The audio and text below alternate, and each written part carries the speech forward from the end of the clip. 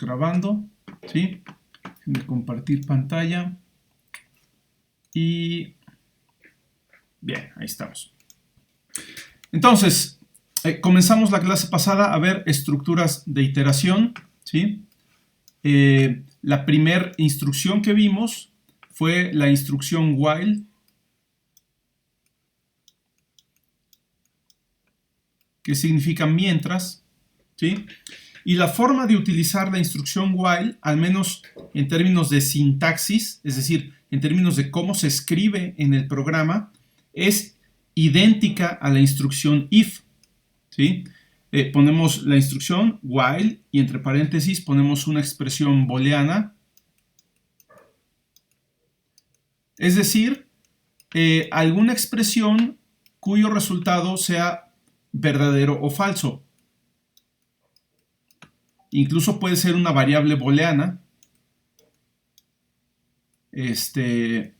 pero tiene que dar un resultado booleano. Por lo general es una comparación, en la mayoría de los casos es una comparación, ¿sí? Sobre todo en los ciclos controlados por contador. Después de la expresión booleana que va entre paréntesis, abrimos una llave, ¿sí? Y dentro de la llave vamos a poner las instrucciones que queremos que se vayan a repetir, ¿sí? Y se cierra la llave. Esencialmente esa es la idea, ¿sí? ¿Cómo funciona la instrucción while? Lo voy a poner aquí como una especie de recuadro. La instrucción while funciona así. Viene el programa desde las instrucciones que están antes, ¿sí? Llegamos a la instrucción while.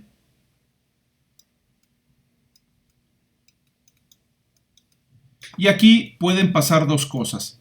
O bien la expresión booleana es verdadera o bien la expresión booleana es falsa. Si la expresión booleana es verdadera, entonces vamos a poner aquí déjenme abrir aquí un bloque de instrucciones. Y aquí van a estar las instrucciones que están dentro de while. O sea, aquí es una instrucción, punto y coma, otra instrucción, punto y coma, otra instrucción, punto y coma, etcétera. Puede haber más, ¿no?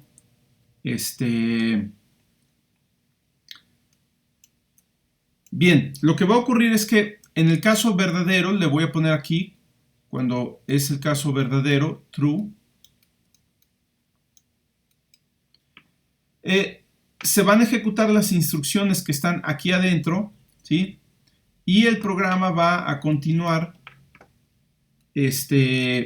nuevamente hacia el ciclo while. Déjenme poner esto así.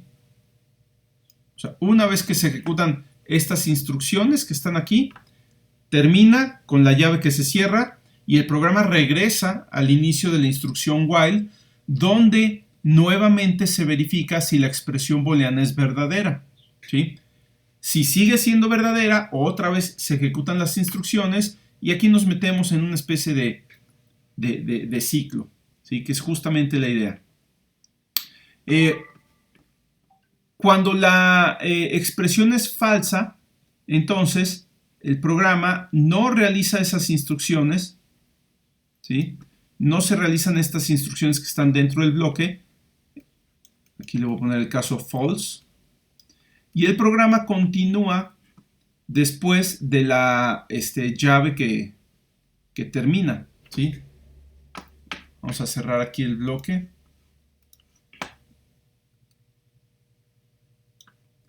Vamos a suponer que después de estas instrucciones se cierra la llave, se cierra el bloque. Y en el caso cuando la condición es falsa, ¿sí? El programa se brinca todo el bloque de instrucciones y continúa en la siguiente instrucción después del bloque, ¿sí? Entonces, para asegurarnos de que no permanezcamos infinitamente dentro de este ciclo, es muy importante que en algún momento la expresión booleana se haga falsa, ¿sí? Esto es fundamental.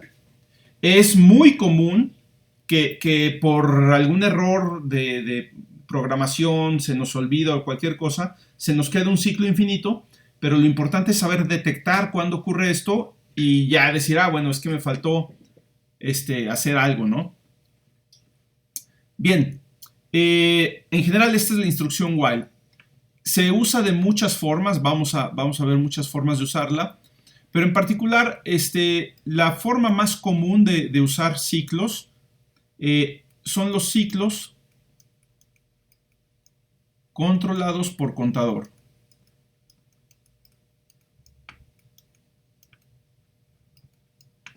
Controlados por contador. Y vamos a ver que no es la única forma de controlarlos, pero es posiblemente la más común, ¿sí? En un ciclo controlado por contador, claro, podemos usar while para hacer este ciclo, pero hay que agregar algunos elementos. Por lo general tenemos una variable, que es el contador. Un contador simplemente es una variable que va incrementándose o decrementándose. Por ejemplo, pues puede empezar valiendo 1 y luego se incrementa y vale 2, luego 3, luego 4, luego 5, ¿sí? O puede irse decrementando, ¿sí? O puede incrementarse de 2 en 2 o de 3 en 3, como sea, ¿no? Entonces vamos a llamarle i al contador, porque cuando uno utiliza ciclos, pues es muy común usar la variable i como variable contador.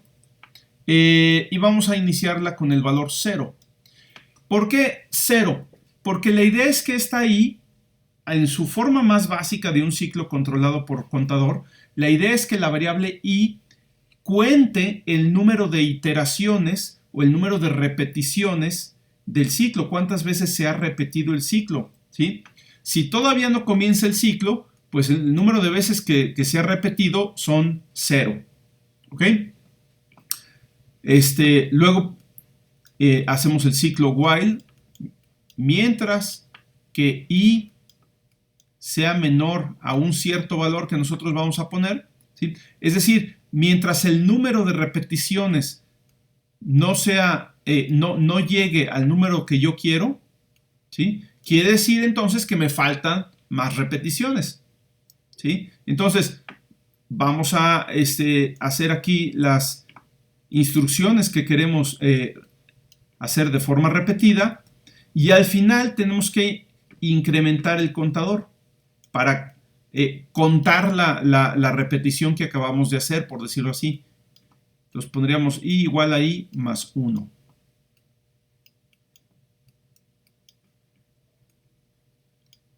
¿Ok? Bien, y esto es todo. Entonces aquí lo que vale la pena es resaltar varios elementos de esta estructura que es muy común, ¿sí? Este primer elemento es la inicialización del contador. Aquí se inicializa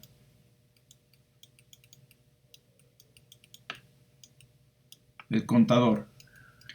Aquí estoy declarando la variable i, y la estoy inicializando en la misma línea. Es posible que la variable i ya haya sido declarada antes, o sea que no tenga que poner int, ¿sí? Porque igual y fue declarada antes en el programa, entonces yo nada más pondría i igual a 0, ¿sí? Entonces, ahorita vemos ejemplos con y sin declaración. Esta es la condición de control del ciclo, ¿sí? Esto que está aquí es la condición de control.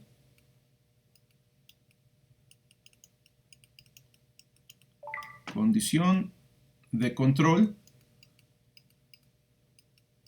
¿sí? Y básicamente me dice, mientras el número de iteraciones sea menor que 10, quiere decir que todavía no realizo las 10 iteraciones que yo quiero, entonces el ciclo va a continuar, ¿sí? Eso es lo que dice. Y de aquí, este número que está aquí va a ser el número deseado de repeticiones. Número deseado de repeticiones.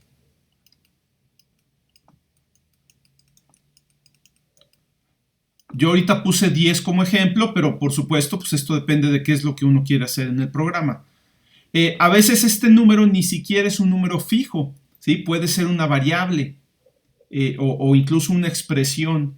Entonces eso nos da mucha flexibilidad para que el número de repeticiones pueda cambiar dependiendo de las condiciones que yo necesite. Y finalmente esta parte de aquí es el incremento del contador. Incrementa contador. Entonces, como vamos a ver más adelante, prácticamente todos los ciclos, no nada más aquellos controlados por contador, sino todos, deben de tener estas tres partes que están resaltadas en color verde. Aunque a veces estas partes no son muy obvias, pero casi todos tienen estas tres partes. Es más, de manera más general, en vez de poner incrementa contador, porque ya vimos que no siempre se va a incrementar, o sea, a veces se va a decrementar o a veces puede pasar alguna otra cosa, le voy a poner actualiza contador. ¿Sí? Entonces, de manera muy general, en todos los ciclos hay una parte donde se inicializan las condiciones o se inicializan algunas variables o alguna cosa de la que depende la ejecución del ciclo. Todo ciclo, tanto los ciclos while como los que vamos a ver después, tienen una condición de control. En los lenguajes estilo C, o sea, C, C++, C Sharp, Java, Processing, todos estos lenguajes, todos los ciclos están controlados por una condición de este tipo. ¿Sí? Hay otros lenguajes donde hay ciclos que se hacen de otras maneras, pero no los vamos a ver mucho nosotros. Y luego hay una parte en donde se actualiza, en este caso el contador, pero en general se actualizan las condiciones que determinan la continuidad del ciclo. Porque si estas condiciones no se actualizan, entonces se convierte en un ciclo infinito. ¿Sí? Entonces, bien, con la práctica, digamos, y los ejemplos vamos a ir viendo en dónde está cada uno de estos elementos, ¿no? Pero por ahora vamos a hacer puros ciclos que tengan esta estructura. O sea, controlados por contador. Inicializamos un contador, vamos a tener una condición de control y vamos a actualizar el contador, que por lo general es incrementarlo o decrementarlo, según se requiera. ¿Ok? Entonces, vamos a ver algunos ejemplos. El primer ejemplo que me gustaría ver es una forma distinta de hacer lo que quedó en la última tarea, que era una forma de estimar el valor de pi, ¿sí? Entonces, esto ya vimos básicamente cuál es la idea, ¿sí? Tenemos un cuadrado, que nosotros literalmente hicimos una ventana cuadrada. Dentro del cuadrado tenemos un círculo inscrito, ¿sí? Y vamos a lanzar puntos, ¿sí? O sea, generar puntos, me refiero a generar dos variables que representan las coordenadas de un punto de manera aleatoria, ¿sí? Algunos puntos van a caer dentro del círculo, ¿sí? Vamos a poner aquí algunos puntos dentro del círculo, los voy a poner, vamos a ponerlos de color rojo. Y algunos puntos van a caer fuera del círculo, que los voy a poner de color azul.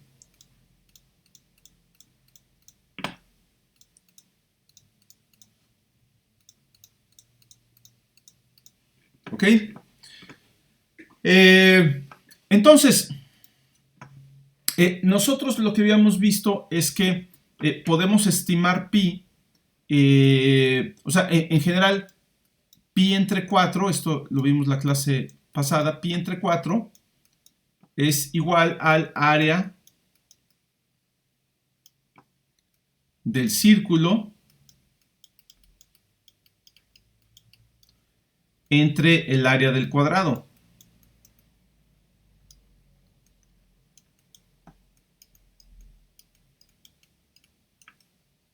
¿Sí?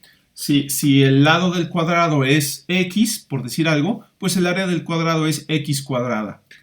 Y el área del círculo, el círculo tendría un diámetro igual a x, su radio sería x entre 2, entonces el área del círculo es pi por x entre 2 al cuadrado, es decir, pi por x cuadrada entre 4, ¿sí? Dividimos el área del círculo entre el área del cuadrado y eso nos da simplemente pi entre 4 porque la x cuadrada se cancela, ¿sí? Entonces, esto es una fórmula, pero la manera de aproximar nosotros el valor de pi es aproximar estas áreas, ¿sí?, a través de estos puntos, ¿sí? La idea es muy general. Si yo aviento puntos aquí, la proporción de puntos que caigan dentro del círculo va a ser igual a esta proporción, ¿sí? Entonces yo aquí pondría el número de puntos dentro del círculo, le voy a llamar puntos rojos, ¿sí? Rojos, dividido entre el número de puntos que caen en el cuadrado. Bueno, en el cuadrado caen todos, ¿no? Entonces serían rojos más azules.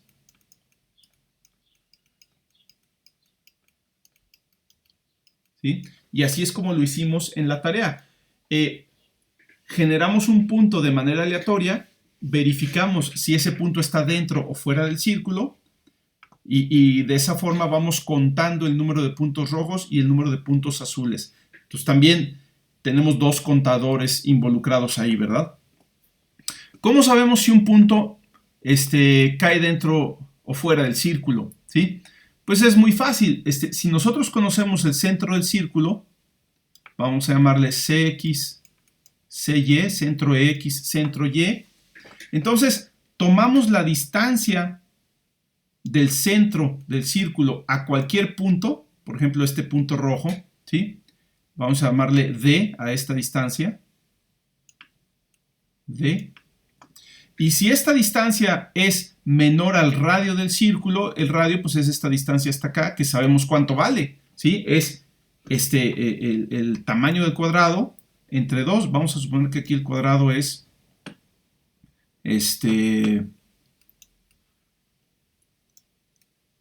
vamos a suponer, creo que en la tarea tenía un nombre esta variable, no me acuerdo, pero vamos a llamarle lado.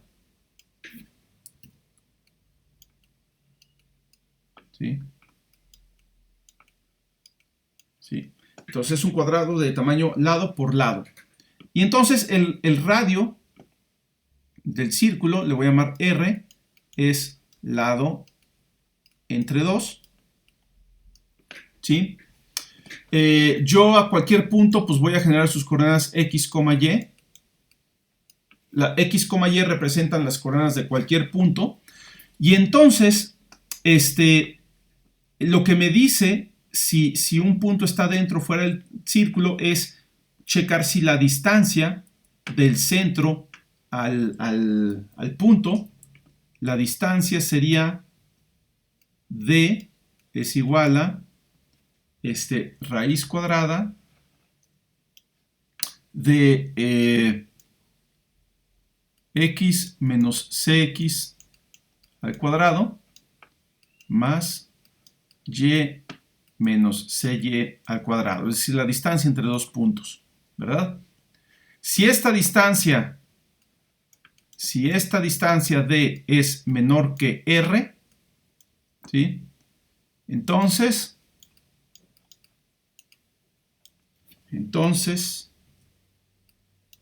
el punto es rojo y lo que tengo que hacer es incrementar el contador de rojos. Yo digo, bueno, rojos sería igual a rojos más 1. Y si no ocurre esto, digamos, le voy a poner aquí, si no, lo que sería un else, entonces quiere decir que el punto está fuera del círculo y es azul. Entonces yo pondría azules igual a azules más 1. No me interesa acordarme cuáles son los puntos rojos y cuáles son los azules. Lo único que me interesa es contar cuántos puntos fueron rojos y cuántos puntos fueron azules, ¿sí? Es decir, cuántos puntos cayeron dentro del círculo y cuántos cayeron fuera. Entonces esta es una manera de hacerlo, ¿no? Digo, aquí hablo de rojos y azules porque así estaba en el programa y es como que para que lo relacionen más, perdón, en la tarea, y para que lo relacionen más de esa manera, ¿no? Bien, pues ahí está ya el algoritmo para calcularlo, ¿no? Vamos vamos a implementarlo, pero sin la parte gráfica, ¿sí? La parte gráfica pues, se presta mucho para hacerlo en processing, pero en realidad lo que hace la parte gráfica es hacerlo muy lento. Aquellos de ustedes que hicieron el programa de la tarea se habrán dado cuenta que realmente tarda mucho tiempo en dar una buena estimación de pi. Vamos a obtener una buena estimación de pi cuando prácticamente ya se llenó la figura de puntos rojos o puntos azules. O sea, cuando ya todo el círculo se iluminó de rojo y cuando lo que queda fuera del círculo se iluminó de azul. Pero eso toma muchísimo tiempo porque son muchos píxeles. Entonces, lo que vamos a hacer es quitar la parte gráfica porque básicamente generaba un punto cada vez que se llamaba la función draw. Vamos a quitar eso, vamos a hacerlo más rápido. No vamos a visualizar esta imagen, pero vamos a ver los valores de pi que se van calculando, ¿sí? Entonces vamos a hacer esto en processing. Déjenme ver, está muy chiquito el tamaño de fuente aquí. 18 creo que está bien. Creo que lo podemos hacer incluso más grande. Vamos a ponerle 20. 20. Ok, si no es legible el texto, me dicen.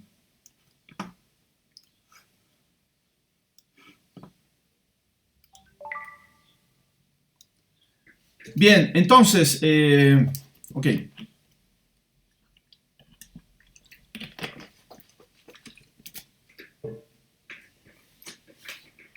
Vamos a ir preparando esto, ¿no? Ahorita lo vamos a hacer para un solo punto. Nada más vamos a checar esto de la distancia y todo eso. Y vamos a darle un valor a esta variable lado que realmente el valor del lado es irrelevante. Era importante a la hora de graficar, ¿sí? Pero ya que lo queremos implementar matemáticamente, o sea, de manera más abstracta, lo que vale el lado no influye en el resultado. O sea, este cálculo de pi no debe, el valor del lado, el tamaño del cuadrado, no debe influir para nada. Entonces, para simplificar, podríamos pensar que el lado vale exactamente 2, de manera que el radio vale exactamente 1, ¿sí? Y bueno, aquí ya podríamos hacer algunas cosas ahí, simplificar, ¿no? Pero ahorita vamos a ponerlo así, lado igual a... Si lo quieren graficar, por supuesto hay que poner un lado grande para que quede una imagen, no sé, de, no sé, 100% o 200% por 200 píxeles, ¿no? Pero ahorita le voy a poner lado igual a 2. ¿Sí? Vamos a ponerlo esto como variables flotantes, float, lado igual a 2, float, radio igual a lado entre 2, ¿sí? Esas son variables que no van a cambiar de valor, ¿sí? El radio y el tamaño del lado siempre van a tener el mismo valor durante la ejecución del programa. Entonces, sus valores así se quedan y se quedan hasta arriba, ¿no? Luego voy a requerir otras variables que sí van a estar cambiando de valor. Entonces, lo que voy a hacer ahorita es simplemente, de hecho, Cx y Cy también van a tener un cierto valor. ¿Qué valor tendrían Cx y Cy?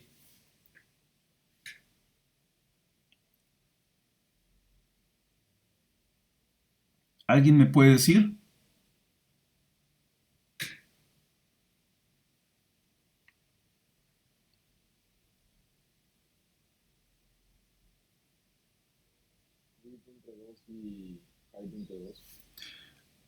Ok, pero piensa que ahorita no estamos dibujando esto en en una ventana de processing, sino lo estamos pensando de manera abstracta con este cuadro que tenemos aquí. Aquí no hay width y aquí no hay height. Lado entre dos. Correcto, lado entre dos, tanto CX como CY, porque es un cuadrado, ¿sí? Y de hecho el lado entre dos, pues resulta que es igual al radio. Entonces, CX y CY ni siquiera los necesitamos porque son iguales al radio, ¿sí?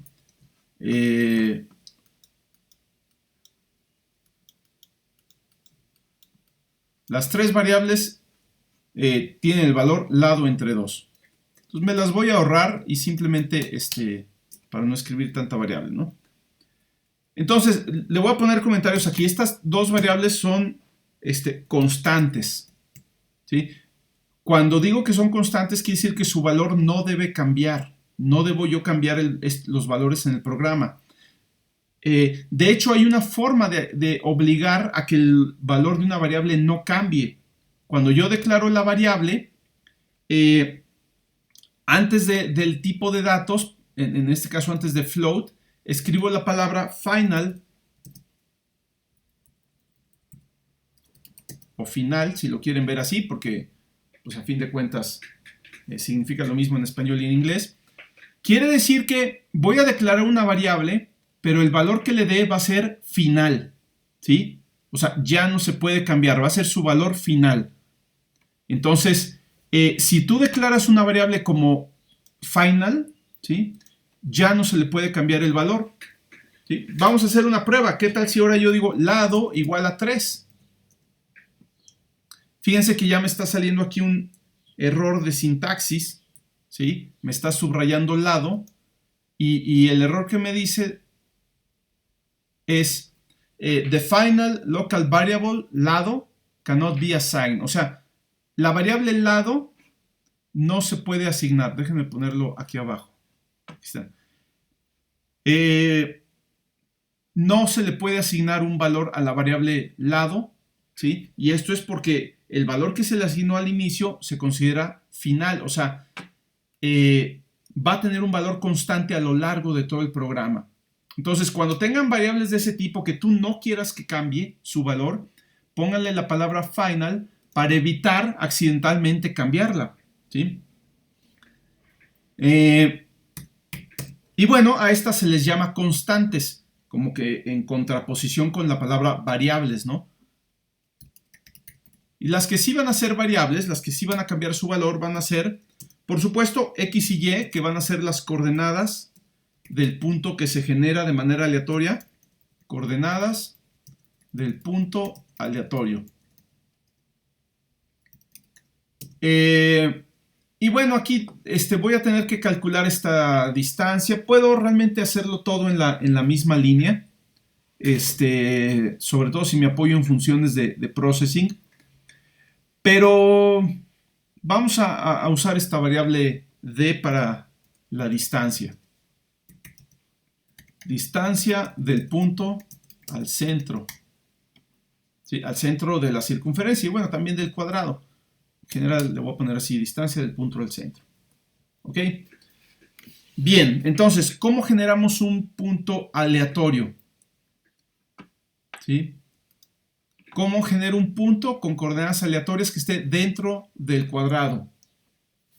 ¿Alguien me puede decir?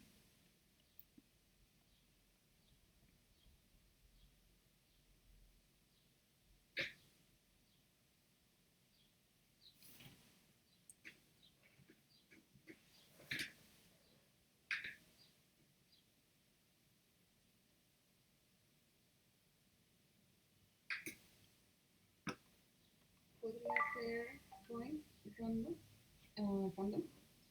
Ajá, pero exactamente qué instrucción escribirías. Point o cómo. Sí, o sea, las coordenadas del punto son X y Y. Esas son las variables que declaramos para guardar las coordenadas del punto. Y ahora queremos asignarles un valor para que corresponda a un punto generado de manera aleatoria. Ah, ok. Entonces sería x igual a random Ajá. de width. Bueno, de lado. De lado, sí, aquí ahorita no hay width, ¿ok? Ajá. Muy bien, Y es igual a random en lado también. claro. Y luego point X y Y. Pero no vamos a dibujar ahorita el punto, ¿sí? Ok. Ahorita lo vamos a hacer de una forma más abstracta sin dibujar nada, ¿sí? Al menos no dibujarlo en el programa. Digo, yo aquí dibujé este esquema, pero la idea es que el dibujo nos lo vamos a imaginar. De hecho, el dibujo no es el objetivo, ¿sí? El dibujo era nada más una ilustración de qué es lo que está ocurriendo. El objetivo es estimar el valor de pi, ¿sí? Si ya lo hicieron ustedes con el dibujo en la tarea, está perfecto. Pero lo que mencionaba yo es que el hecho de hacer el dibujo hace que el programa se haga muy lento y que la estimación de pi se haga muy tardada. Entonces obtenemos unas estimaciones de pi pues, que realmente no son muy buenas, ¿no? O sea, 3.14 en el mejor de los casos. Entonces lo que vamos a hacer ahorita es lo mismo, pero sin dibujar nada. De hecho, si se fijan, ni siquiera estoy usando la función draw ni la función setup ni nada, ¿no? ¿Sí? No voy a dibujar nada. Entonces, el dibujo ahí se lo imaginan. Pero eso quiere decir que ahorita no vamos a poner point. O sea, el point x, y no lo vamos a poner. Pero aunque lo fuéramos a poner, este no es el momento de ponerlo, porque antes de dibujar el punto hay que decidir de qué color es. ¿Ok?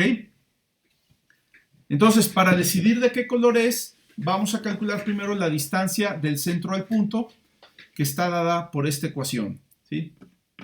Ahora, si no quieren calcular tanto, les voy a ahorrar un paso. Y bueno, vamos a calcular. Luego nos ahorramos el paso. Entonces, ¿cómo calculan la distancia? Que la voy a guardar en la variable d.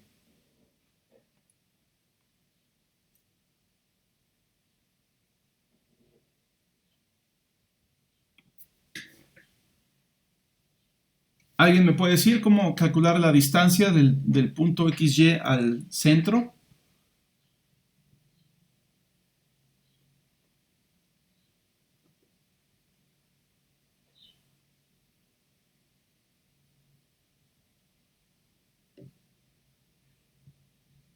Sería la raíz de X menos R al cuadrado.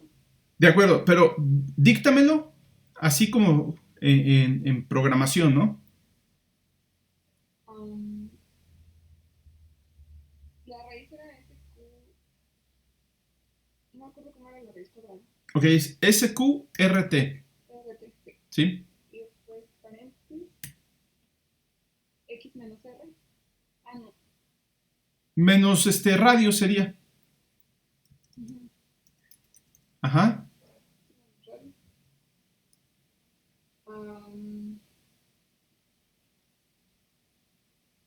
el cuadrado lo podemos multiplicar aquí normal o tenemos que poner la función.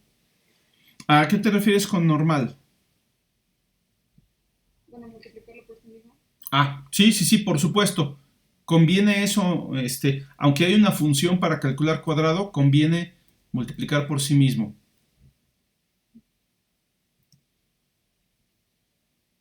Entonces,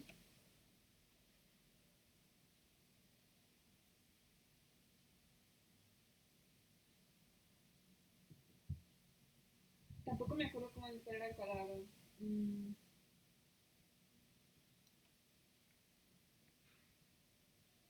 digo, no te preocupes, vamos a multiplicar algo por sí mismo para elevarlo al cuadrado.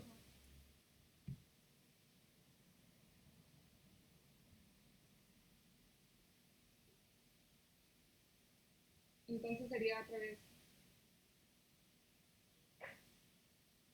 multiplicando, o sea, cerrar paréntesis, Ajá. X menos radio.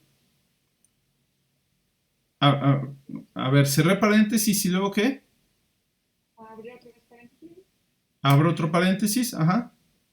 sería X menos radio, Ok. pero eso solo lo encerramos en un paréntesis para que se multipliquen igual. O sea, todo esto lo encierro en un paréntesis. Sí, ¿Así? sí. Ok. Y luego Dentro del paréntesis, ¿verdad? Ya, sí, sería más, otra vez abro paréntesis, sería y menos radio, Ajá, multiplicado otra vez por lo mismo, y menos radio, abro paréntesis, ajá, y menos radio, ok, y listo, y listo. Bien, ¿así ya está? punto y coma. Punto y coma, ok. Muy bien, ¿así queda ya? ¿Hay alguien, ¿están todos de acuerdo?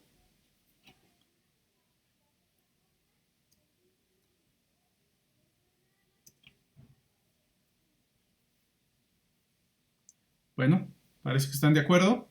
Muy bien, ya calculamos la distancia, ¿sí? ¿Y para qué calculamos la distancia?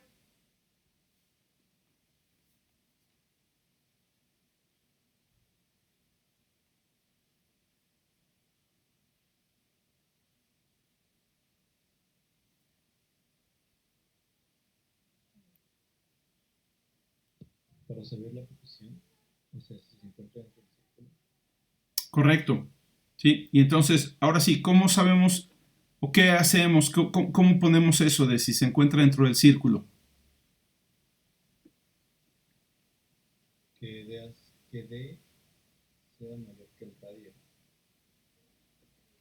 ¿Y cómo lo escribo? O sea, ¿qué es lo que tengo que escribir en mi programa? Mm,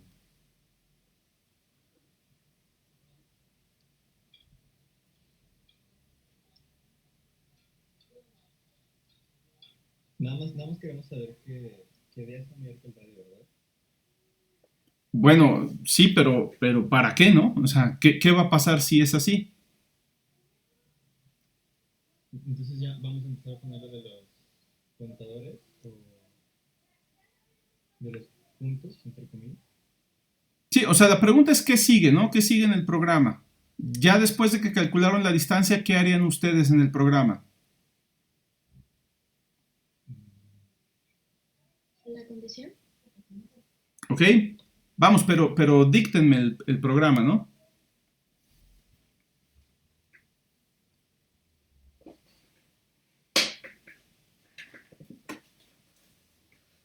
¿Qué escribirían?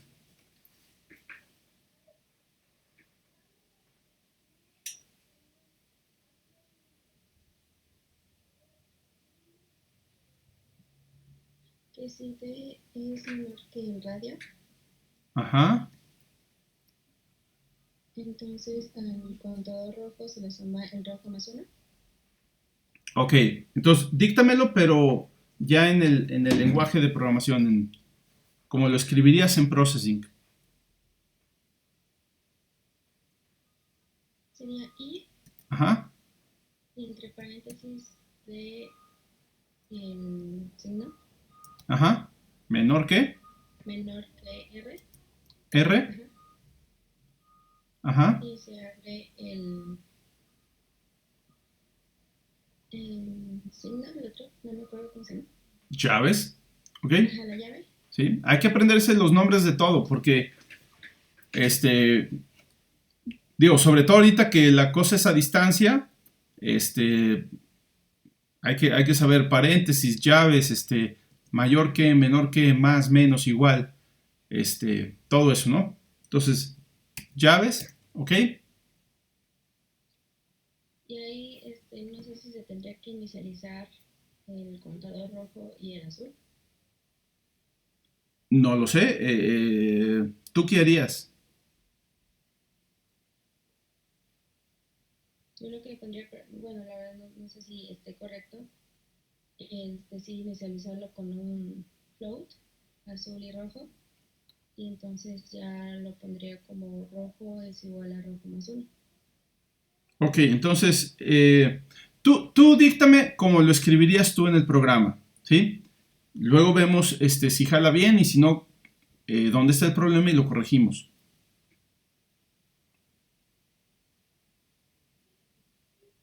Bueno, entonces arriba pondría float.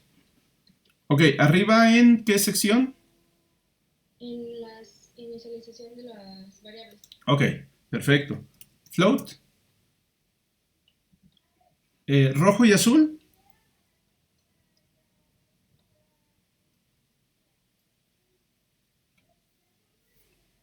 Rojo y guión azul. Guión azul. Coma, coma. Ah, coma, ok. Sí, son dos variables distintas, ¿ok? Muy bien. Entonces en if, después de la llave sería rojo Ajá, es igual a rojo más 1 ok. y cierra la llave. Muy bien.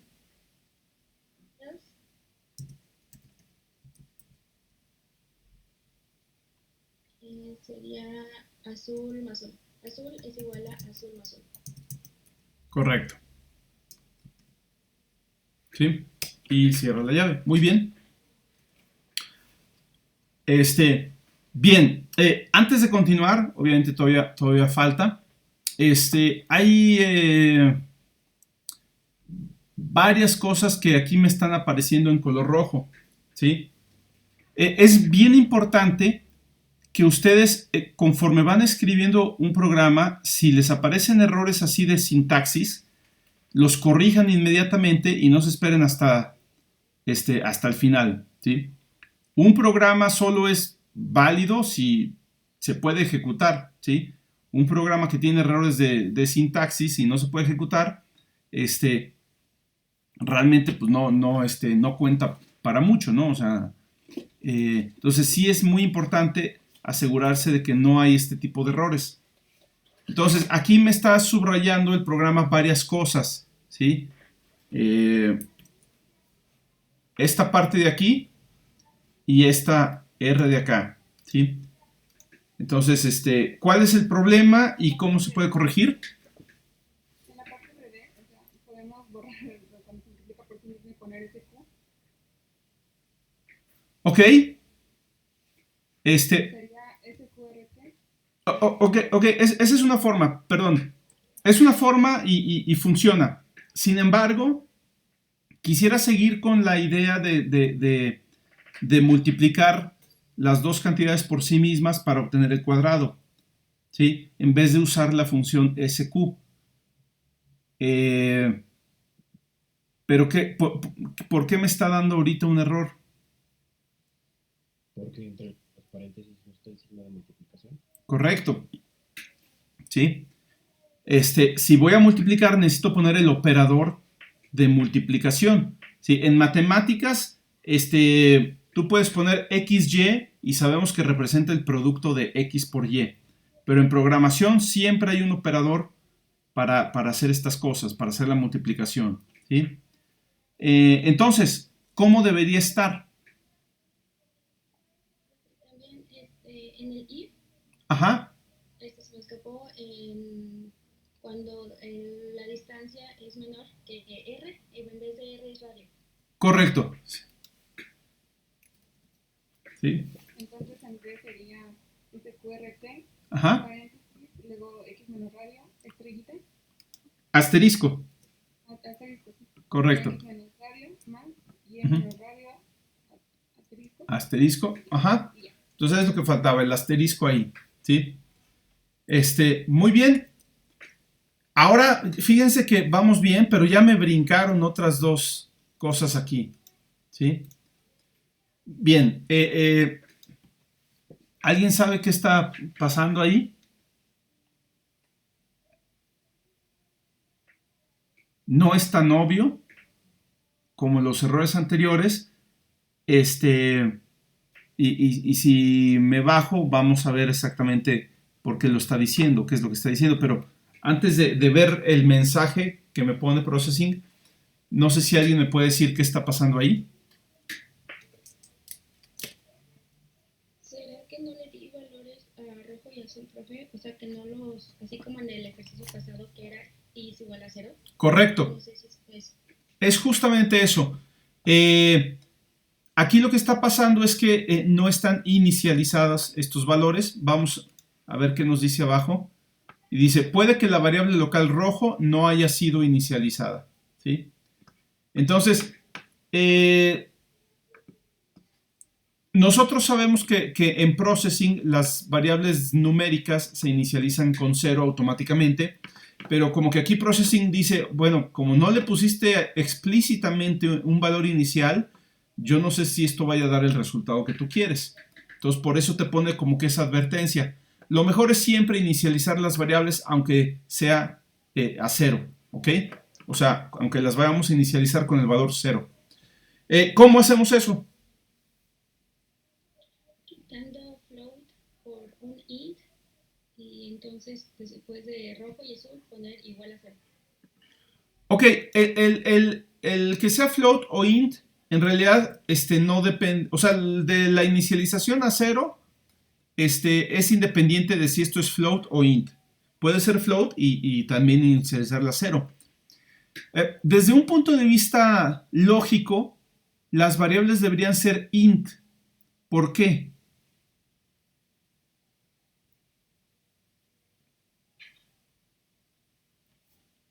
¿Por qué se les ocurre que tendría más sentido que fueran int en lugar de float? Porque los puntos son números enteros. Correcto, porque lo que están haciendo esas variables es contar cuántos puntos caen dentro o fuera del círculo, ¿sí? Y eso pues no va a ser un número fraccionario, o sea, no vamos a generar medio punto, ¿verdad? Van a ser números enteros. Entonces le puedo poner int. Sin embargo, más adelante vamos a ver que tiene cierta utilidad también que sean float. No es necesario, pero puede ser útil. Bien, parece que ahorita el programa ya va corregido, ya no al menos en términos de sintaxis ya no hay errores, no hay cosas marcadas en rojo. Entonces vamos a terminar, todavía no terminamos, ¿sí?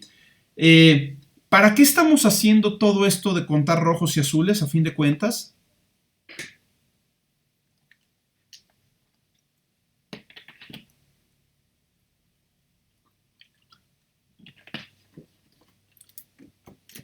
¿Cuál es el objetivo de hacer este programa?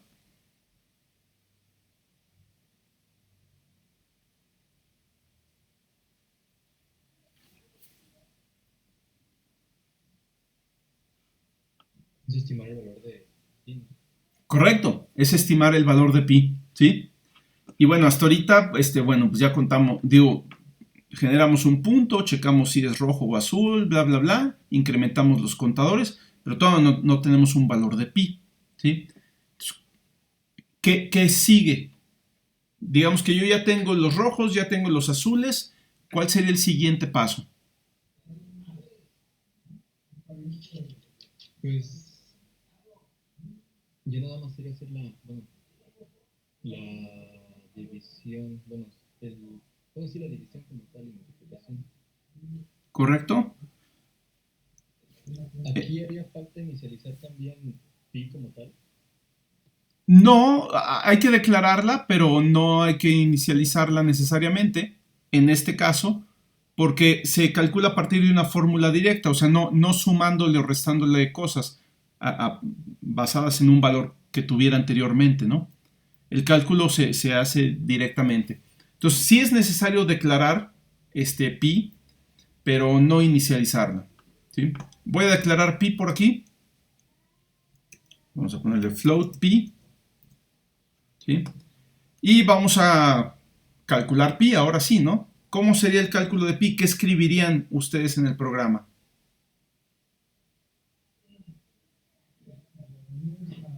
Pi es igual a, abro paréntesis, 4 por rojos. Bueno, rojo en este caso. Claro, rojo. Cierro el paréntesis, diagonal, y el rojo más azul. Correcto, ¿sí? Y ahí están bien puestos los paréntesis. Estos paréntesis del denominador son necesarios, ¿sí? Los del numerador no son estrictamente necesarios, pero no hace mal que estén ahí, o sea, no están mal puestos, ¿sí? Entonces, pero los que sí son necesarios son estos, porque si no se dividiría únicamente entre rojo y al resultado de la división se le suma después azul, ¿sí? Bien, Y de hecho me gustó que lo hayas puesto así. Ahorita les voy a decir por qué. ¿Sí? Vamos a imprimir el valor de pi, porque pues sí está chido que se calcule, pero si nunca lo vemos, no sirve de nada, ¿no? Entonces voy a agregar al final print ln pi es igual a pi. ¿Sí? Ahorita la estimación va a ser muy chafa porque básicamente va a dar 0 o va a dar 4. ¿Sí? ¿Por qué? Porque solo estoy generando un punto y ese punto que genero o es rojo o es azul. Si genero un punto rojo, entonces esta expresión me va a dar 4. ¿Sí? 4 por 1 entre 1. Y si genero un punto azul, entonces rojo va a valer 0 y toda la expresión me va a dar 0. Entonces no se preocupen, ahorita no me va a salir un valor correcto de pi, pero vamos a ver qué sale, ¿no? Vamos a ejecutar el programa algunas veces. Como esto es aleatorio, cada vez que ejecuto el programa me va a dar un resultado diferente. Ahí ya me dio 4, ahí me dio 0, quiere decir que el punto que se generó era azul. Ahí me dio 4, se generó un punto rojo, o sea, dentro del círculo. Ahí me dio otra vez 4. En general va a haber más puntos rojos que azules. Ahí ya hay un azul, ¿sí? Bien. Entonces, bueno, si yo nada más genero un punto, pues no es suficiente para tener un buen valor de pi. Tengo que generar muchos puntos, ¿sí? Aquí es donde entra la parte de ciclos. Fíjense que yo ahorita lo que quiero hacer es el cálculo de pi sin tener que dibujar la imagen, ¿sí? O sea, diferente que como lo hicieron en la tarea. Entonces, como no estoy usando la función draw, ¿sí? La función draw es la que me permitía generar un punto y otro y otro y otro, porque la función draw así funciona. Se ejecuta una y otra vez. Pero ya no tengo la función draw. Entonces, este ciclo que hacía la función draw, ahora yo lo tengo que hacer, ¿sí? Y lo vamos a hacer con un ciclo while. Entonces, ¿qué es la parte que se tiene que repetir dentro del ciclo? ¿Sí? No es todo el programa. ¿Sí? La parte que se tiene que repetir es únicamente donde se genera un punto, se verifica si ese punto está dentro o fuera del círculo y se actualizan los contadores de rojos y azules dependiendo de esto. ¿Sí? Entonces, realmente la parte que se debe repetir es esta que está aquí en amarillo. Esa es la parte que debe ir dentro de un ciclo. Estrictamente, puede ser que yo quiera estar actualizando el valor de pi dentro del ciclo para tener, ir viendo cómo se va modificando. Pero ahorita estrictamente esta es la parte que tiene que ir, ¿no? Entonces, vamos a meter esto dentro de un ciclo while. Entonces voy a poner aquí while. Ahorita le voy a poner unos paréntesis vacíos, luego pienso en qué condición tengo que poner ahí. Todo esto va dentro del ciclo y me falta cerrar la llave del while. ¿Sí? Bien, voy a hacer aquí un paréntesis para hablar de algo que es importante en programación, ¿sí? Cuando ustedes escriben su programa. Al lenguaje de programación no le importa. Su programa va a funcionar igual, al menos en Processing y en todos los lenguajes estilo C. En Python ya no, pero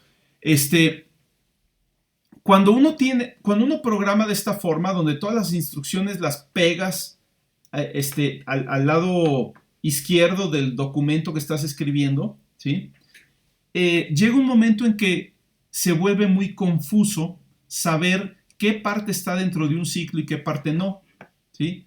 Aquí sabemos que hay un ciclo while, pero ya tenemos tanta cosa en el programa y de repente hay varias llaves ahí. Por ejemplo, aquí hay una llave y dentro de estas llaves hay otras llaves que se abren, ¿sí? Y esto todavía es un programa bastante sencillo, ¿sí? Entonces, algo que conviene hacer y que deben hacer ustedes es lo que se llama indentar el programa, ¿sí? Déjenme explicarlo aquí en una página. A esto se le llama, déjenme explicarlo aquí en una página. A esto se le llama, déjenme explicarlo aquí en una página. A esto se le llama, déjenme explicarlo aquí en una página. A esto se le llama indentar el programa, ¿sí? indentación.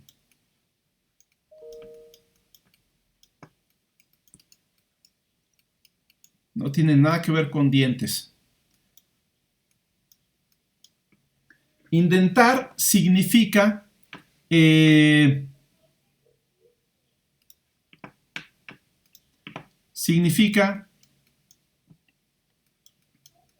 agregar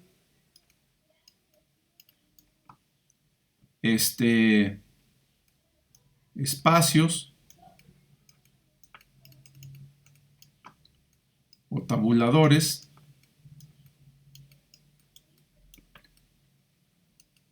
lo más usual es un tabulador, ¿sí?, a las instrucciones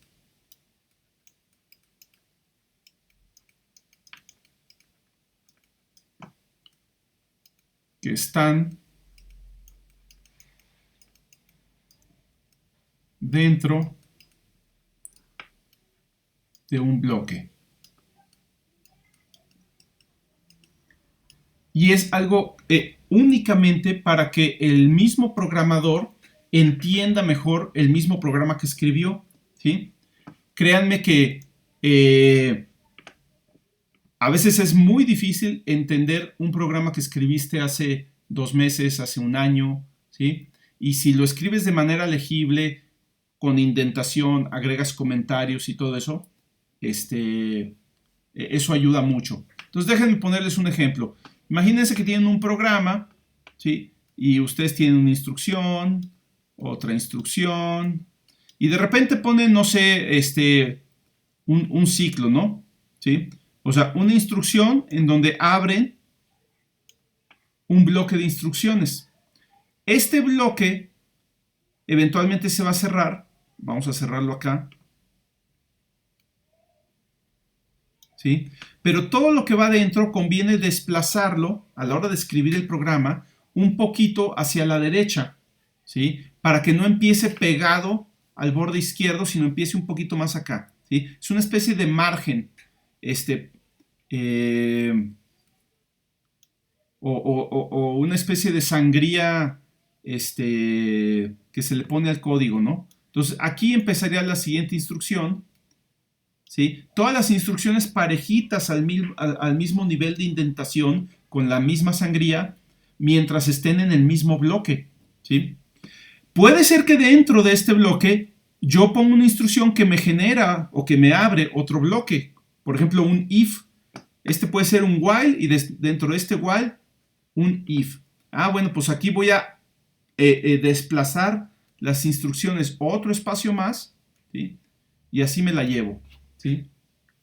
Si todo esto estuviera dentro de una función, pues todo estaría movido con respecto a la indentación, ¿no? Y ya que termine el bloque, por ejemplo aquí que termina este bloque con esta llave que cierra, pues lo siguiente lo sigo poniendo, ya no lo pongo a la derecha, ¿no? Lo regreso al nivel de sangría o de indentación que tenía antes de entrar a ese bloque, ¿sí? Entonces, si ustedes se acostumbran a escribir sus programas de esta forma, van a ser mucho más legibles, mucho más fáciles de entender, ¿sí? Entonces, ahorita déjenme mostrarles. Yo lo que tendría que hacer es que todo lo que está dentro del while, ¿sí?, hasta antes de la llave que cierra, ¿sí?, agregarle un tabulador. Si ustedes en Processing seleccionan varias líneas y agregan un tabulador, automáticamente ya se indenta todo, ¿no? ¿Sí? Y ahorita sí ya se ve mucho más claro qué es lo que está dentro del bloque. Y si se fijan, yo dentro del if se abre otro bloque y aquí yo ya había indentado esta instrucción, ¿sí? Entonces, déjenme mostrar la diferencia entre usar indentación y no usarla, ¿no? Y este es un ejemplo sencillo, o sea, realmente no cambia mucho. Entonces vamos a desindentar esto, que será con Shift Tab, ¿sí? Con Shift Tab se desindenta, y aquí esto también vamos a pegarlo, ¿sí? Ahora sí, todas las instrucciones están pegadas al lado izquierdo. Y aunque es el mismo programa, hace exactamente lo mismo, no hay ninguna diferencia, ¿sí? A la hora que ustedes leen y tratan de interpretar este programa es más difícil porque tú dices, a ver, esta instrucción, ¿dónde está? ¿Está dentro del if? ¿Está dentro del while? ¿O qué? ¿Sí? Esta llave, ¿a cuál llave cierra? ¿Sí? Aquí Processing les ayuda mucho el editor de Processing porque si tú seleccionas una llave o te pones cerca al lado de la llave, se resalta la llave correspondiente. O sea, esta llave, donde está el cursor, se cierra a esta de acá. O si yo pongo el cursor sobre una llave que abre, se resalta la llave que cierra.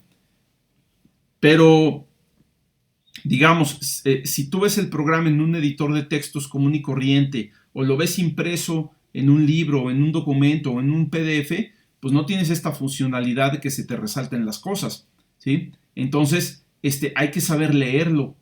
Y eso a veces cuesta mucho trabajo, ¿no? Entonces, si ustedes agregan indentación a su programa, de preferencia se acostumbran a hacerlo mientras lo van escribiendo, esto ayuda mucho a que uno vea dónde empieza y dónde termina cada bloque, ¿ok?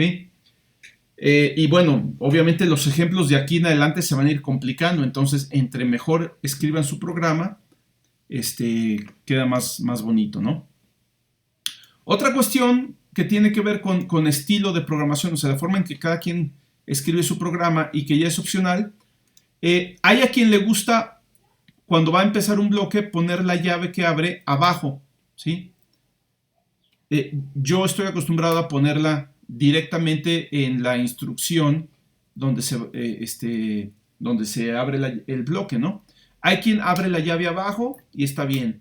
Hay quien cierra la llave justo después de la instrucción que termina. Por ejemplo, aquí se abre la llave aquí y la llave que cierra hay quienes la ponen aquí, ¿sí? Aquí, esta es la última instrucción del bloque, pues inmediatamente ahí cierro la llave, ¿sí? Else ya lo pondrían acá, ¿sí? Esta llave que cierra azul la ponen aquí, pero luego se complica porque dicen, aquí se termina el bloque del else, pero también se termina el bloque del while, entonces ponen otra llave ahí, ¿sí? Y de repente ves programas así con un montón de llaves así, ¿no? Y a mí se me hace muy complicado ver cuál llave cierra cuál bloque, ¿no? Entonces, esto es una cuestión de estilo de programación. Cada quien lo hace de manera diferente, como se le hace más entendible y como eventualmente se acostumbran a hacerlo. Pero yo en particular estoy acostumbrado a poner las llaves para abrir bloques pegaditas a la instrucción donde van, ¿sí? Y las llaves que cierran, ponerlas abajo de la última instrucción, ¿sí? Y al nivel de indentación del bloque donde se abrió, ¿sí? Entonces, bueno, más bien esta iría aquí y esta iría acá. Esto ya es cuestión de cada quien, ¿no? Igual hay quien se acostumbra a, por ejemplo, este tipo de expresiones donde hay varias operaciones en una sola expresión. Hay quien no le pone espacios a nada, ¿no? Y quedaría así todo amontonado. ¿Sí? Hay quien le gusta programar así, ¿sí? A mí personalmente me gusta dejar espacios entre un operador y los operandos, ¿sí? Pero luego se da el problema de que las expresiones se vuelven muy largas. O sea, aquí tuve que agregar 1, 2, 3, 4, 5, 6, 7 por 2, 14 espacios. Y ya se me salió aquí un poquito, ¿no? Entonces, la otra cosa es que, por ejemplo, aquí estos productos en realidad son cuadrados, pues como para resaltar eso, que como que son parte de una misma cosa. Cierro estos espacios, o sea, elimino estos espacios y ya con eso, como que se ve que esto es una misma cosa y esto es una misma cosa, ¿no? Bien, son cuestiones de estilo, ¿no? O sea, no hay reglas, no es de que lo tengan que hacer de una forma o de otra, ¿sí? Pero eventualmente ustedes, conforme vayan practicando, van a ir agarrando su propio estilo de programación, ¿sí? Así como un escritor tiene un estilo de redacción, ¿no? Y es algo que se puede analizar y comparar y todo eso, ¿no? Bien. Vamos muy bien. Ahorita el único problema que tenemos es esto que nos aparece aquí en rojo, que pues sí, claramente dice, oye, pues no tienes aquí la expresión de control del ciclo, hay que ponerle algo. Vamos a hacer que esto sea un ciclo por contador, ¿sí? O sea, nosotros vamos a decir cuántos puntos queremos que se generen para estimar el valor de pi, ¿sí? Entonces, eso posiblemente tendríamos que ponerlo con variables adicionales. Vamos a hacer un ciclo controlado por contador. Lo primero que hay que hacer es poner una variable que sirva como contador, ¿sí? Entonces, la voy a pegar aquí al ciclo. Es otra cuestión de estilo, ¿sí? A mí me gusta que las variables de control del ciclo estén pegaditas al ciclo, ya sea se declaren o por lo menos se inicialicen pegaditas al ciclo y no varias instrucciones antes, ¿no? ¿Sí? Porque sí me gusta mucho enfatizar que son parte del ciclo, o sea, son parte de toda la estructura que define el ciclo, ¿no? La variable i la podríamos declarar antes, ¿no? O sea, incluso aquí, i. Pero, aquí la inicializo pegadita al ciclo y no tanto acá. Nuevamente, esto es una cuestión de estilo personal, ¿no? Vamos a suponer que vamos a generar 100 puntos para estimar pi.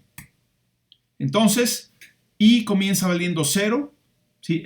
Es muy común que los ciclos vayan de 0 en adelante y no de 1 en adelante, ¿sí? Más adelante, cuando veamos arreglos, vamos a ver también por qué es importante esto, pero los programadores contamos desde 0, ¿sí? Que es lo correcto, ¿sí? Entonces, bien,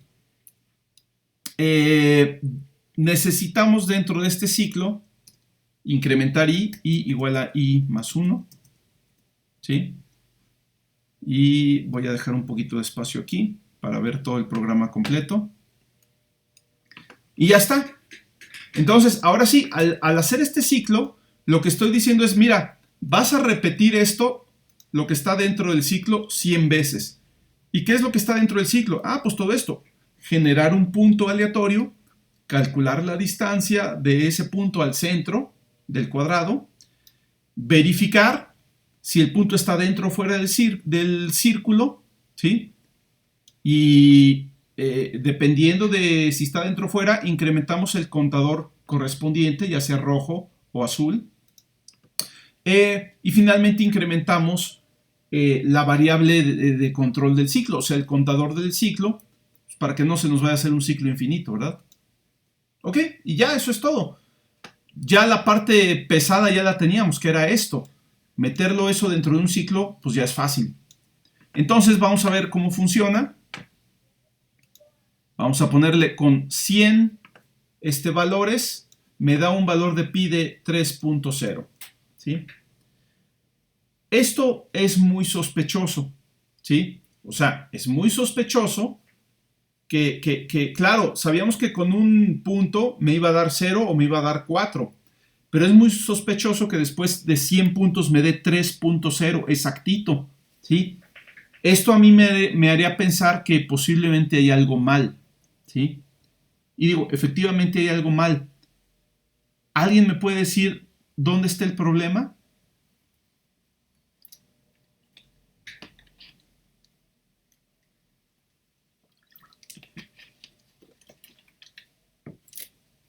Podría ser que rojo y azul están como int en vez de float. Eso es correcto, ¿sí? Rojo y azul son variables de tipo int, son enteras, ¿sí? Y entonces, ¿qué es lo que va a pasar? Bueno, hay que recordar siempre que cuando tú haces operaciones con enteros, el resultado siempre es entero, sin importar qué operación sea, es decir, incluso la división, ¿sí? Entonces, 4, por supuesto, pues es entero. Entonces, 4 por rojo, si 4 es entero y rojo es entero, pues 4 por rojo debe ser entero. Rojo más azul, si rojo es entero y azul entero, pues entonces rojo más azul debe ser entero. Entonces, aquí yo tengo entero dividido, entre un entero, ¿sí? Aunque matemáticamente el resultado no es necesariamente entero, en términos de programación, los operadores siempre devuelven un resultado del mismo tipo que los operandos, ¿sí? Y en este caso, entero entre entero me va a dar entero, ¿sí? Yo espero que el resultado sea 3 punto y algo, porque estamos hablando de que queremos encontrar el valor de pi. Pero al restringir esto a que sea entero, pues me quedo con la pura parte entera del resultado, que obviamente es 3, ¿sí? Bien, ese es el problema. Es muy común también que uno de repente se equivoque y hagas una división entre enteros donde tú esperabas que el resultado fuera no entero, ¿sí? Pero te da algún error. Y a veces es fácil de detectarlo y a veces no, porque es una operación que forma parte de una operación mucho más grande, ¿sí? Y es muy difícil de detectar exactamente en dónde está el error. Pero aquí ya está muy claro. Perfecto. ¿Cómo lo resolvemos? Hay varias maneras de resolverlo. ¿Cuál se les ocurre ahorita?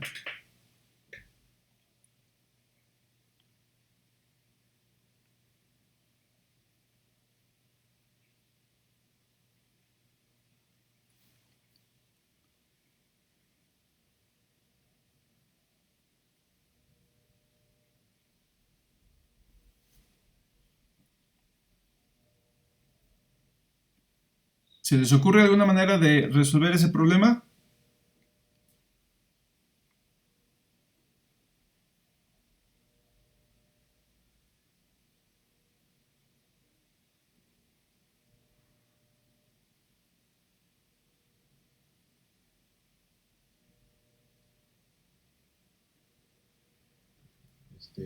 Hacer que sea de tipo float.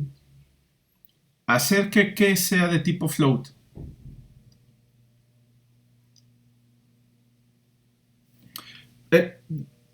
Las variables. Ok, déjenme hacer un paréntesis para hablar de algo muy general, ¿sí? Que creo que muchos de ustedes deben empezar a trabajar. No hablo de programación, no hablo de la universidad, hablo del lenguaje, ¿sí? Acostúmbrense a ser explícitos, ¿sí? Es mejor ser excesivamente explícito que no ser lo suficientemente explícito, ¿sí? Entonces, si tú me dices, es que hay que hacerlo de tipo float, no sé de qué me hablas, ¿no? O sea, hay muchas cosas que se pueden hacer de tipo float, pero ¿a qué te refieres? Las variables, ¿cuáles variables? Tengo muchas variables en ese programa, ¿sí? Sean explícitos, digan, podríamos declarar las variables rojo y azul como de tipo float en vez de int. Eso es ser explícitos.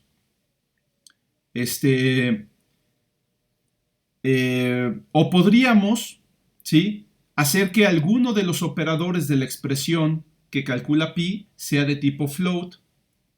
En particular, por ejemplo, el 4 es muy fácil forzarlo a que se interprete como de tipo float si ponemos 4.0. Ahí también hice de tipo float, pero no es lo mismo que hacer las variables de tipo float, ¿sí?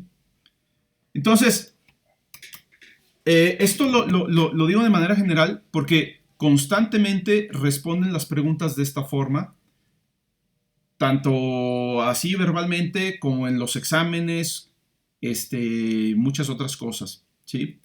En este curso y en otros, ¿sí? Entonces, sí es bien importante que empiecen a acostumbrarse. No es una cuestión que tenga que ver con capacidad ni nada, o sea, yo sé que probablemente ustedes tienen la idea de lo que se debe hacer o de lo que quieren decir. El problema es saber cómo decirlo correctamente, ¿sí? De manera que quede perfectamente claro qué es lo que quieren decir. Y esto es muy importante que se acostumbren a hacerlo, ¿sí? Eventualmente van a tener que, no sé, escribir un artículo, escribir un reporte, escribir una tesis, y sí es importante que trabajen en esto, ¿no? Saber describir y verbalizar exactamente lo que están pensando, ¿sí? No es fácil, pero no es fácil en el sentido de que no es fácil porque tienen años sin estar acostumbrados a hacerlo, tienen como que mucho eh, mala costumbre de cómo decir las cosas, pero simplemente es algo que tienen que ir trabajando, ¿ok? Entonces, ok, exactamente qué harías tú, ¿sí?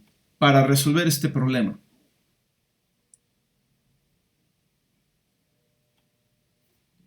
Cambiar de entrada de tipo int a tipo float las variables que definimos como y rojo y azul. Ok. Podemos poner estas de tipo float. Vamos a ver qué ocurre. 3.28, bueno, eso ya es más creíble, ¿sí? Ya es más creíble que sea 3.28. Vamos a lanzar más puntos, ¿sí?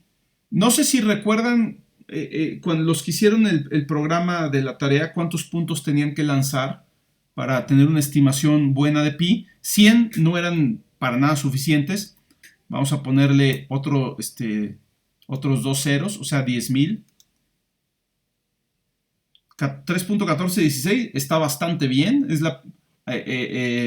digamos, el número que nos aprendemos o que utilizamos en hasta antes de la universidad, por ejemplo, ¿no?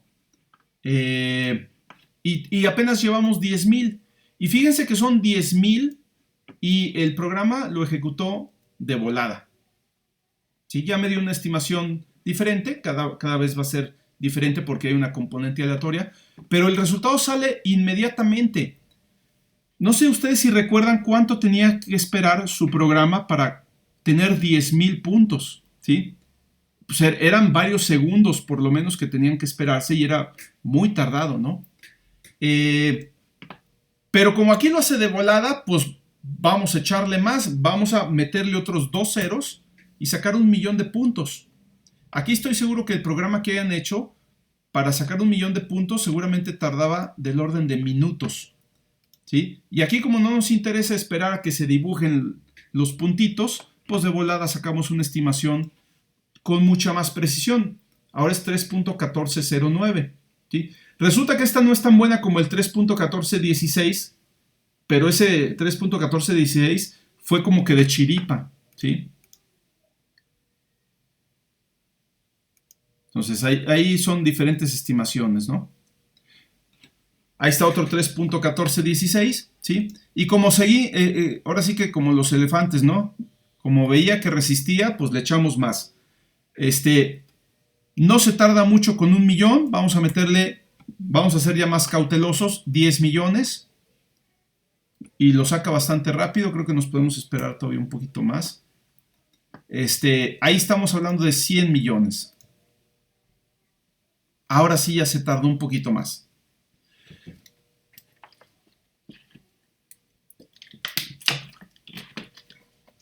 A ver si no tenemos problemas de, ¿cómo se llama? Inestabilidad numérica como los que tuvimos con otra cosa el otro día. Pero bueno, aquí ya se tardó más, ¿sí? Puede ser que si lo voy a ejecutar, como es aleatorio, ya jalé bien, pero aquí parece que ya empiezo a tener problemas, ¿sí? Y otra vez, empiezo a tener problemas por este tipo de cuestiones. Recuerden, bueno, aquí ya vi cuál es el problema. El problema es que i es de tipo float. Y recuerden que las variables de tipo float, realmente cuando estás hablando de que requieren más de 6 dígitos para representar su valor, empiezan a perder precisión. Y entonces yo aquí, obviamente, la i va a tener más de 6 dígitos. Ya sea 6 dígitos decimales o 6 dígitos de lo que sea, ¿no? Entonces, aquí no me sirve que la i sea de tipo float, ¿sí? Me serviría que fuera entera. Entonces, otra alternativa, vamos a suponer que me regreso a que estas variables son tipo int. Otra alternativa para calcular pi y que me salga el valor correcto, o sea, que esta expresión me dé realmente un resultado de punto flotante, es hacer que cualquiera de estas cosas, cualquiera de estos elementos sea de punto flotante. El más fácil de todos es el 4. Ponerle 4.0 y así ya se interpreta como de punto flotante y todo sale flotante, ¿no? Entonces ahí ya está. Otra vez yo le había reducido aquí a 10 millones, ¿sí? Entonces le voy a poner el otro 0, el que hacía que tronara el programa, o que se quedara ahí en un ciclo infinito. Y ahora sí ya debe, ahora sí ya terminó, ¿sí? Entonces, si se fijan, bueno, tenemos que esperar un poquito a que haga el cálculo. Vamos a tratar de medir cuánto tiempo se tarda en hacer el cálculo, ¿sí? Para ver si lo podemos hacer más eficiente. Ella se tardó. ¿Quién sabe con qué se atoró? Ahí está. 3.1414, ¿sí? Bien, entonces vamos a hacer esto. Vamos a tratar de medir cuánto tiempo tarda el cálculo en hacerse. Pues resulta que hay una función que me puede servir. Hay una función en processing que se llama millis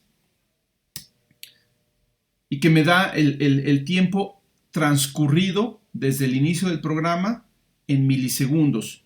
Entonces, déjenme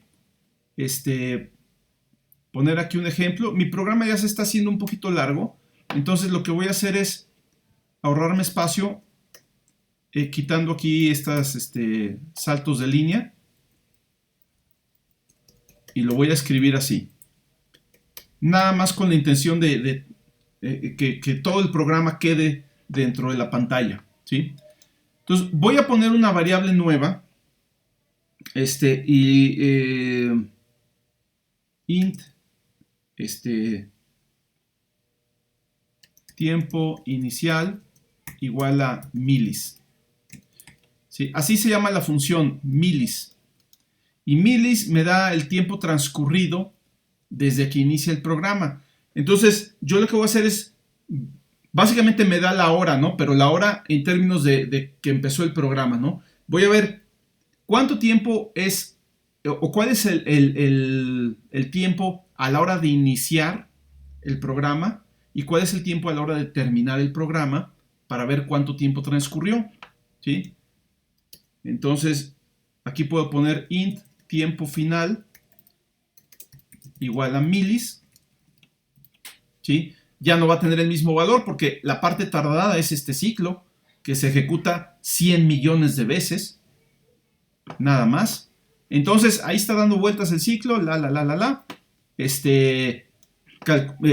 obtengo el tiempo inicial, el tiempo final, ¿sí? Antes y después del ciclo, está dado en milisegundos. Entonces, si divido este tiempo entre 1000, me da el tiempo en segundos. Vamos a imprimirlo. Println. Tiempo que tarda sería la diferencia de las dos. Tiempo final menos tiempo inicial, ¿sí? Y esto sería el tiempo en milisegundos. Vamos a ver. Ahí está, 2915, o sea, tarda 3 segundos. Y ahorita creo que me salió barato, ha tardado más en otras ocasiones. ¿Sí? Entonces tarda alrededor de 3 segundos, ¿sí? En lanzar 100 millones de puntos. Pero aún así es bastante rápido, ¿sí? Porque, como les decía, para lanzar 1 millón de puntos con el programa de la tarea, donde se iban graficando punto por punto, había que esperar un montón de tiempo, ¿no? Aunque le subieran ahí al frame rate o lo que sea, seguro habría que esperar ahí del orden de minutos para tener 1 millón de puntos. Y aquí en 3 segundos tenemos 100 millones de puntos. A lo que voy con esto es que no siempre hay que pensar en graficar las cosas o en mostrar resultados intermedios, porque esto hace que el proceso sea muy lento. A veces tú tienes que hacer tantos cálculos que quitas lo que no necesitas, ¿sí? Para que el cálculo se haga rápido. Por poner un ejemplo, vamos a hacer que este programa sea más eficiente, o sea, que se ejecute más rápido. Yo sé que ya 3 segundos es de volada, pero vamos a hacerlo todavía más rápido. Hay una forma muy fácil de hacerlo más rápido, ¿sí? Que es esta, ¿sí? Simplemente vamos a poner vamos a tomar esta condición que es clave, es la que me dice si el círculo si el punto está dentro o fuera del círculo, ¿sí? Y vamos a elevar ambos lados al cuadrado.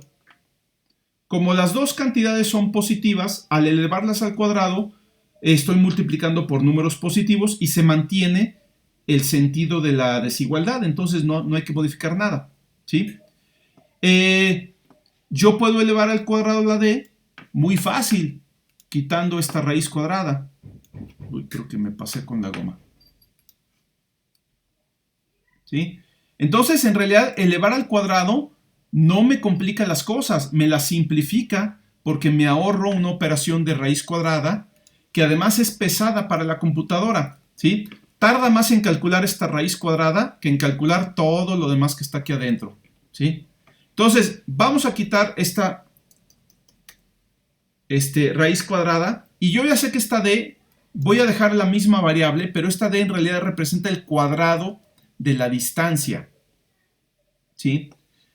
Ahora, yo necesito el cuadrado del radio aquí. Por supuesto, puedo multiplicar radio por radio para obtener el cuadrado del radio, pero como esta cantidad siempre va a ser constante, no tiene caso estarla haciendo esta multiplicación 100 millones de veces, ¿sí? No tiene caso hacerla dentro del ciclo, porque va a dar el mismo resultado. Aquí conviene hacerla una sola vez. Vamos a guardarla en una variable. Le voy a llamar radio SQ. SQ es de square, de cuadrado. Y simplemente es radio por radio. Entonces voy a comparar la distancia con el radio cuadrado, radio SQ, ¿sí?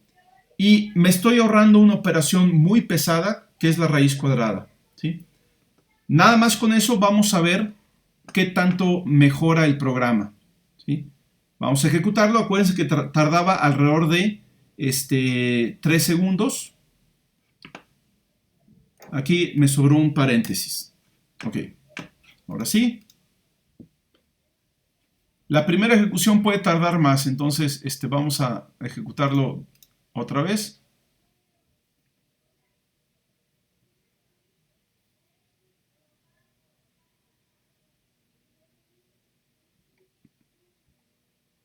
Ahora fue uno de esos casos donde se le ocurrió tardarse un montón. Sí. Bueno, bajó un poquito. La razón por la que se tarda un montón como que es a la hora de iniciar el programa, o sea, ocurre antes de esta instrucción, ¿sí? Porque el ciclo tardó 2600 milisegundos. Ya es un poco más rápido. Antes eran 2800, 2900. Ahorita como que parece que ya es un poco más rápido, 2600, pero creo que todavía lo podemos mejorar un poquito. Bien, la otra cosa que podemos mejorar es la siguiente. ¿Qué número tenemos aquí? Rojo más azul, ¿a qué es igual?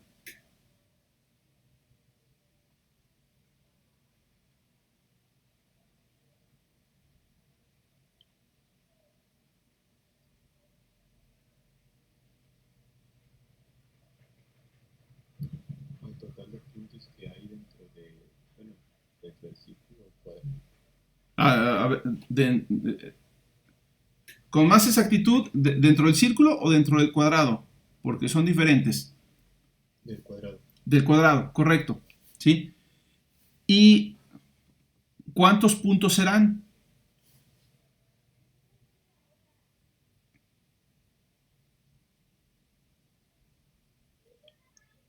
¿Cuántos puntos habrá dentro del cuadrado?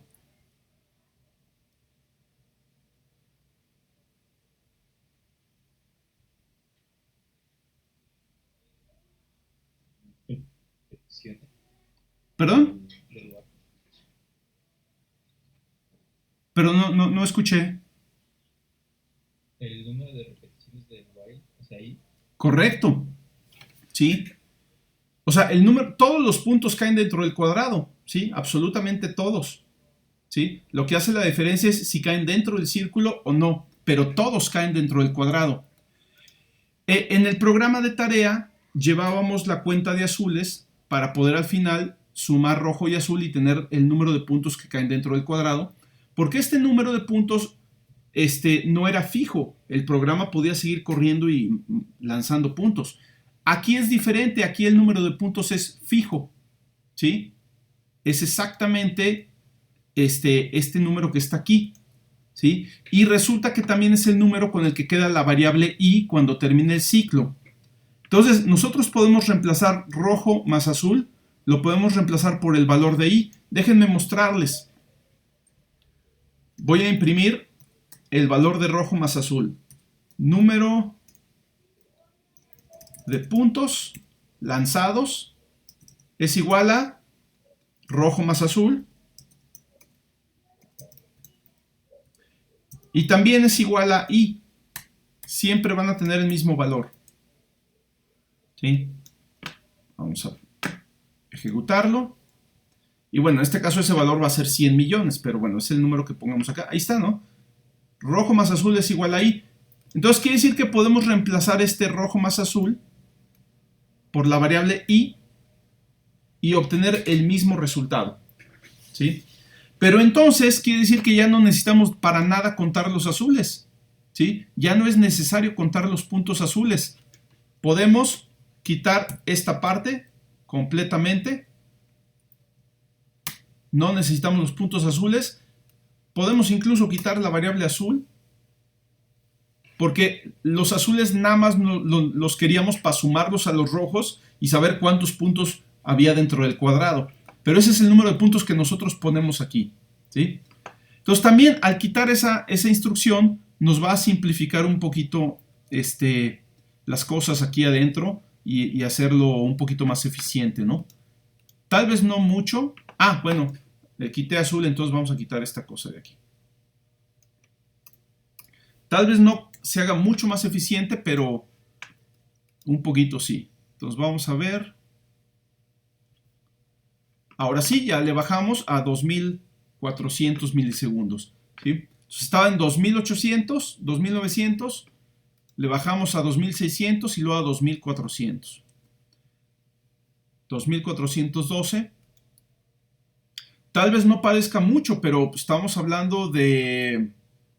¿qué será? Un 15% más rápido el programa, ¿no? que estamos haciendo aquí. ¿Ok? Bien, entonces, bueno, ya son varios detalles que hemos visto, no todo relacionado con ciclos, pero mucho de esto se deriva de ciclos. O sea, cuando uno hace ciclos, es posible que el ciclo sea lento si se hacen cosas innecesarias dentro del ciclo. Si hay operaciones que siempre dan el mismo resultado, no tiene caso, no tiene sentido que estén dentro de un ciclo, ¿sí? Muchas cuestiones de visualización no tiene sentido que estén dentro de un ciclo. Les voy a poner un ejemplo. Imagínense que nosotros quisiéramos en todo momento saber cuál va a ser el valor de pi que se está calculando. Entonces vamos a calcular pi y vamos a imprimir pi dentro del ciclo.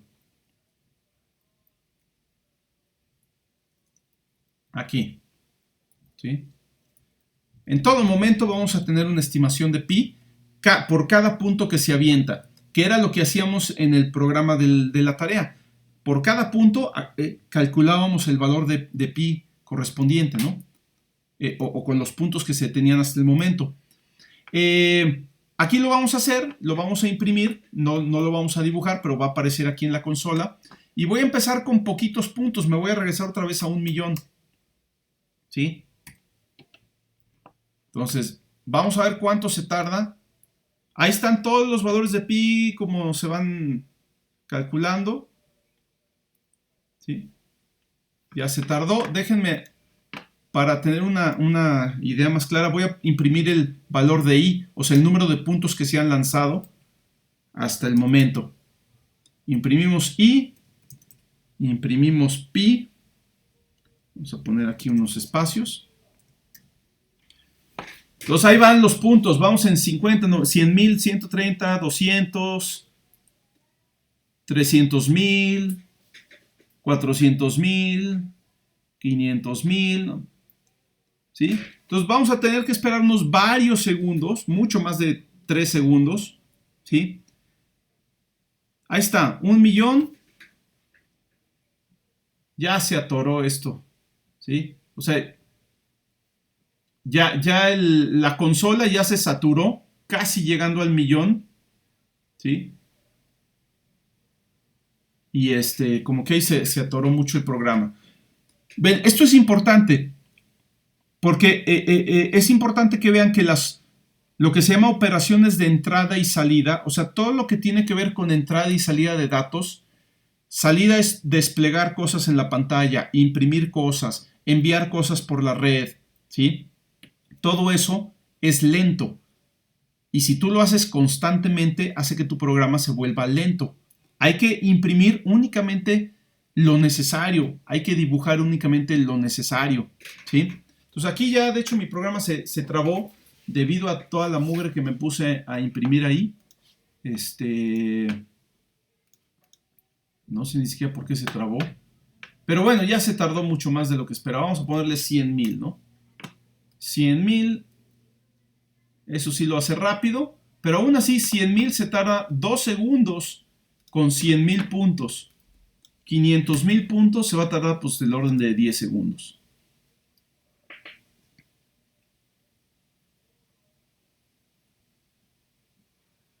Ya va la mitad, ya van 400. Ahí está, con 500,000 puntos, que es 500,000, se tardó 12 segundos porque se me ocurrió imprimir todo, ¿sí? Aunque lo único que me interesa es este resultado final, ¿sí? A mí se me ocurrió imprimir todos los 500,000 estimaciones anteriores de pi, ¿sí? Que a nadie le importan. Entonces, no es necesario imprimir todo. Funciona muy bien cuando tú estás depurando un algoritmo y quieres ver cómo van cambiando las variables. Pero una vez que ya sabes que tu programa funciona, quítale esas cosas, ¿sí? Y no imprimas todo, porque con los mismos 500,000 puntos, en vez de darme 12 segundos, me tardé 39 milisegundos. O sea, nada, ¿sí? 39 milisegundos es un 50avo de segundo. Entonces, bueno, este es el tipo de cosas que tienen que empezar a manejar cuando ya están trabajando con ciclos, ¿no? Vamos a terminar por aquí. Nada más hicimos ahorita este ejemplo, pero la próxima clase vamos a ver más ejemplos de ciclos y me gustaría mucho ver otras formas de estimar el valor de pi, porque eso nos va a llevar a cosas nuevas, ¿no? Y a practicar más. Entonces, hasta aquí alguna pregunta, alguna duda. Ya este programa quedó como que súper eficiente, ¿no? Si se fijan, está muy cortito la parte donde se calcula pi, o más bien, pues sí, la parte donde realmente se hace el trabajo, que es esto. Y queda un programa pues incluso más cortito que lo que estaba al inicio, ¿no? ¿Dudas, preguntas? Tengo una duda, profe. Sí. ¿Por qué cuando en el contador alrededor de 6, 7 ceros va bien pi, pero si le agrego otro cero, pi ya vale .064? A ver, otra vez, perdón. En el contador, cuando entre más grande sea el número, llega un punto que pi baja, o sea, ya no se empieza a aproximar a los decimales, sino que baja a .0 o ya lo. Ok. Te refieres a cuando lo imprimimos, ¿verdad? Sí, cuando el contador es muy grande, como que no sé si pi falle o la operación falle. No, yo creo que tiene que ver con la falta de precisión del tipo float. Si te fijas, aquí ya, ¿qué es lo que va ocurriendo? La i se va incrementando y aquí para calcular pi divides entre i, ¿sí? Quiere decir que cada vez estás dividiendo entre un número más y más y más grande. Y entonces esto requiere pues tener mucha más precisión que el tipo float posiblemente no la tiene. Entonces creo que sí, lo mejor es que fuera una división de variables de tipo doble. Vamos a ver si podemos rápidamente incrementar la precisión de pi. En vez de ponerla de tipo float, le ponemos doble, pero asegurarnos de que esta división no se haga con flotantes, sino con dobles. Entonces, lo que conviene aquí es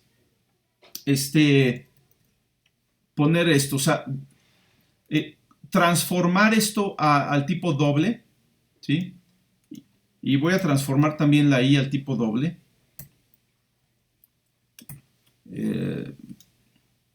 No sé si...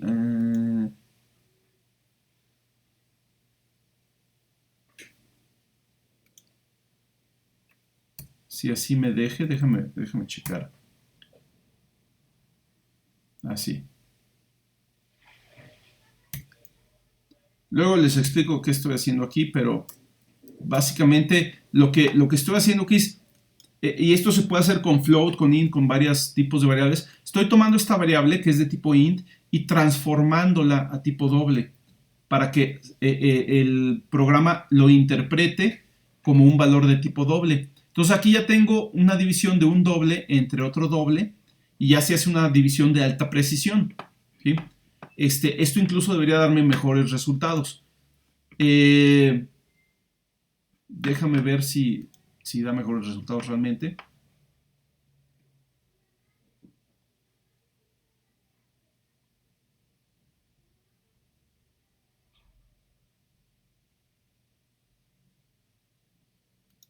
Pues sí, parece que sí. Ahora, este es un algoritmo muy malo, ¿no? O sea, para estimar pi no es bueno.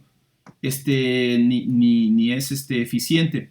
Pero ya por lo pronto aquí tenemos 3.1416, que yo les mencionaba que con este algoritmo difícilmente se puede tener una precisión mejor que 3.1416, ¿no? Vamos a ver más adelante otros algoritmos basados en series que son mucho más eficientes, ¿no? Este es un algoritmo, aparte este es un algoritmo lo que se llama estocástico, es decir, que depende del azar, ¿sí? El hecho de tener estos randoms aquí hace que cada vez que ejecutas el programa te da resultados diferentes y eso no es bueno. Tú quieres un algoritmo que sea repetible, o sea, que cada vez que lo ejecutes resulte lo mismo, ¿no? Digo, para esta aplicación no es bueno, para otras uno quiere esa aleatoriedad, pero aquí no. Aquí sí quisiéramos que el algoritmo siempre mediara lo mismo, y bueno, es una de las debilidades de este método, ¿no? La próxima semana, la próxima clase, vamos a ver otros métodos para calcular pi. Todos requieren ciclos, entonces nos sirve para ejercitar los ciclos. Y bueno, ahí poco a poco vamos viendo, ¿no? ¿Sí? Pero sí, más bien yo creo que el fenómeno que tú describes se debe a lo aleatorio del algoritmo más que a otra cosa. Ok, bien, ¿más preguntas, más dudas?